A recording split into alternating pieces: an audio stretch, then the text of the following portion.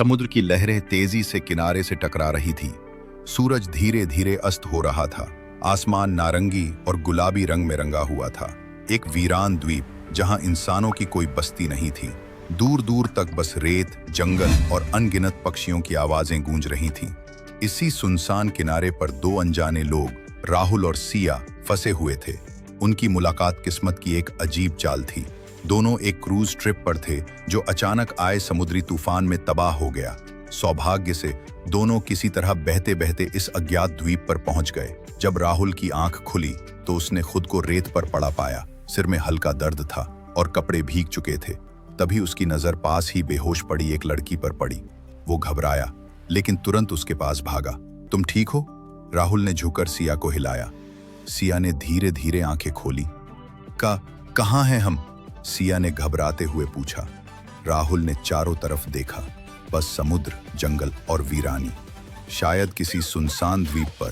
तुम अकेली हो? राहुल ने पूछा। सिया ने सिर हिलाया। उसकी आंखों में डर साफ झलक रहा था। पहले कुछ दिन दोनों ने सिर्फ जिंदा रहने की कोशिश की।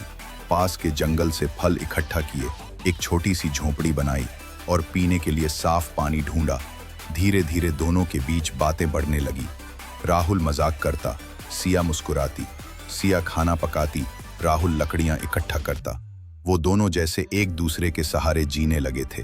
रात को आग के पास बैठकर जब तारे देखते तो दोनों के मन में अजीब सी कसक उठती। दुनिया से दूर, अकेले, बस एक दूसरे का सहारा। एक दिन बारिश जोर से होने लगी। दोनों झोपड़ी में भीगते भीगते सिमट कर बैठ गए। सिया की भीगी जुल्फें, कांपता बदन और डरी हुई आंखें देख राहुल का दिल पसीज गया। उसने सिया के कंधों पर अपनी जैकेट डाल दी। सिया ने राहुल की आंखों में देखा। उनमें ममता, सुरक्षा और अपनापन साफ झलक रहा था। वो पहली बार इतना सुरक्षित महसूस कर रही थी। धीरे धीरे दोनों की आंखों में एक अनकही मोहब्बत पनपने लगी। जंगल में साथ फल तोड़ना, समुंदर किनारे साथ टहलना और रात को तारों के नीचे सपने बुनना, हर पल दोनों को करीब ला रहा था। एक रात सिया समुद्र किनारे बैठी थी। चांदनी में उसका चेहरा चमक रहा था। राहुल उसके पास आया और कहा, सिया, शायद मैं तुमसे प्यार करने लगा हूं। सिया की आंखें भर आईं, बल्कि जीवन साथी और माता पिता का बन गया था। एक दिन सिया को दर्द शुरू हुआ। राहुल ने हिम्मत से सब संभाला। जंगल की जड़ी बूटियों से मदद ली। घंटों की मेहनत के बाद उनके आंगन में एक प्यारा सा बच्चा आया। राहुल की आंखों से आंसू बह निकले। उसने बच्चे को गोद में उठाया, सिया की तरफ देखा और बोला, देखो सिया, ये हमारा प्यार है, हमारी नई शुरुआत। सिया थकी हुई थी मगर उसके चेहरे पर सुकून था। अब उनकी छोटी सी दुनिया में 3 लोग थे।